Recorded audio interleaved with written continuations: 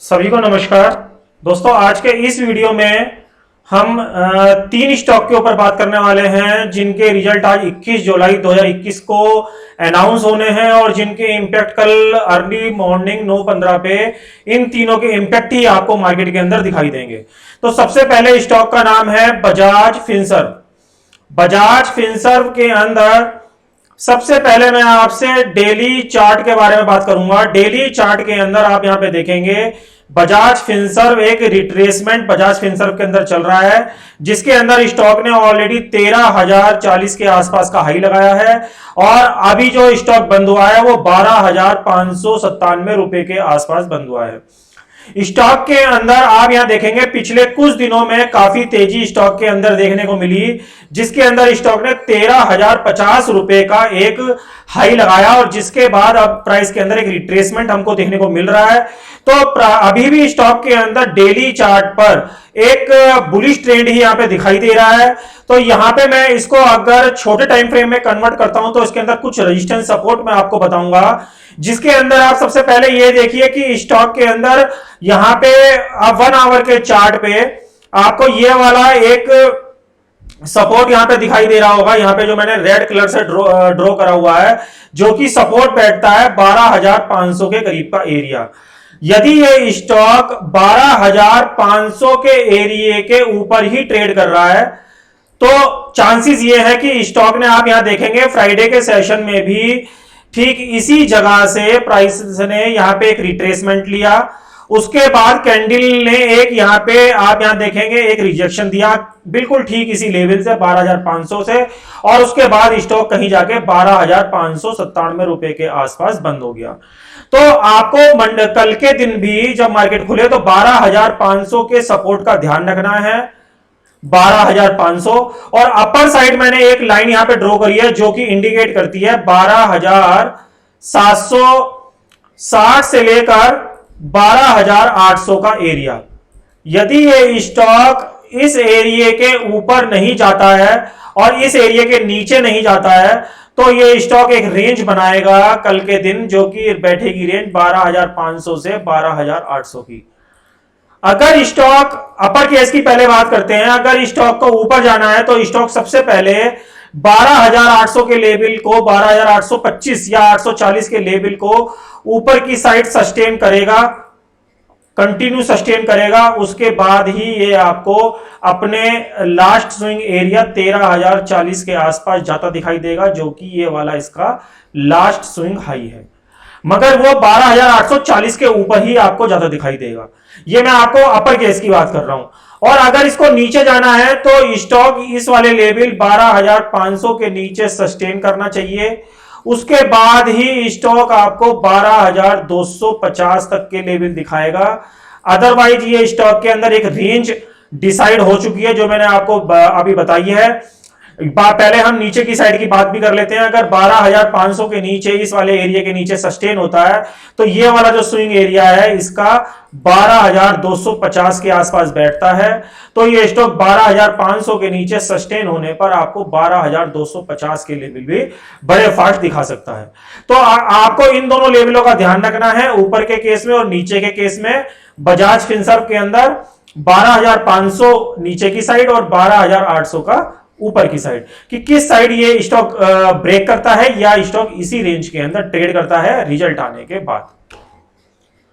तो आप फिलहाल इस स्टॉक के अंदर इस रेंज का ध्यान रखें जो मैंने आपके साथ रेंज डिस्कस करी है। इन दोनों में से कोई सी एक लेवल टूटने पर ही स्टॉक के अंदर एक आपको बड़ी मूव दिखाई देगी, अदरवाइज ये स्टॉक इसी रेंज के अंदर कल के दिन ट्रेड कर सकता है। अब दूसरे स्टॉक का नाम है हेवल्स। हेवल्स के रिजल्ट भी आज अनाउंस होने हैं 21 तारीख को। तो हेवल्स में आप ये सबसे पहले 1 डे का चार्ट देख रहे हैं और 1 डे के चार्ट के अंदर जो स्टॉक अभी बंद हुआ है वो 1,104 रुपए के आसपास बंद हुआ है। स्टॉक के अंदर आप यहां पे देखेंगे ऑलरेडी 2 दिन पहले एक ब्रेकआउट यहां पे हुआ है, जो कि ब्रेकआउट का एरिया था करीबन 1,082 रुपए के आसपास। और आप यहां देखेंगे कि वॉल्यूम भी इस वाले ब्रेकआउट को पूरी तरीके से जस्टिफाई कर रहे हैं कि जो ये ब्रेकआउट हुआ है 1,082 रुपए के आसपास, ये बिल्कुल रिलायबल ब्रेकआउट है, जिसको स्टॉक ने अगले दिन यानी 20 जुलाई को भी कैरी किया है क्योंकि ये जो ब्रेकआउट हुआ था ये 19 जुलाई को ब्रेकआउट हुआ था और 20 जुलाई को भी ये जो स्टॉक है पूरी तरीके से तेजी के ट्रेंड में ही रहा इस ब्रेकआउट की वजह से। और आप यहाँ देखेंगे यहाँ पे प्राइस रिजेक्शन भी हमको बुलिश साइड का देखने को मिला प्राइस में मंगल के दिन।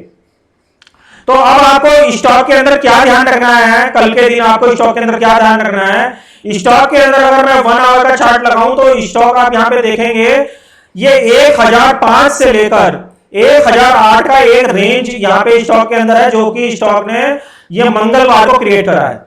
अगर स्टॉक इस वाली रेंज के ऊपर 1108 रुपए और 1107 रुपए के ऊपर सस्टेन हो रहा है या इसके ऊपर ओपन ही इसके ऊपर हो जाए तो आप ये मान के चलिए कि स्टॉक जो रेडी है वो 1175 रुपए के लिए ये स्टॉक ऑलरेडी रेडी हो चुका है। ये मैं इस वाले स्विंग एरिया की बात कर रहा हूं, यहां तक के लिए ये स्टॉक ऑलरेडी तैयार हो चुका है इस वाले एरिया के लिए, क्योंकि ये स्टॉक यहां से आप देखेंगे यहां से निकल चुका है। आप यहां पे देखेंगे इसके पहले मल्टीपल रेजिस्टेंस यहां पे काउंट हो रहे थे और मल्टीपल रेजिस्टेंस जैसे ही ये इस लाइन के आसपास जाता था स्टॉक के अंदर आपको एक सेलिंग प्रेशर देखने को मिलता था, मगर आपके स्टॉक ने यहां पे इस वाले एरिया को पूरी तरीके से रिजेक्ट करते हुए एक बाइंग मोमेंटम यहां पे पिछले 2 दिन के अंदर दिया है और इसको वॉल्यूम भी पूरी तरीके से सपोर्ट कर रहे हैं।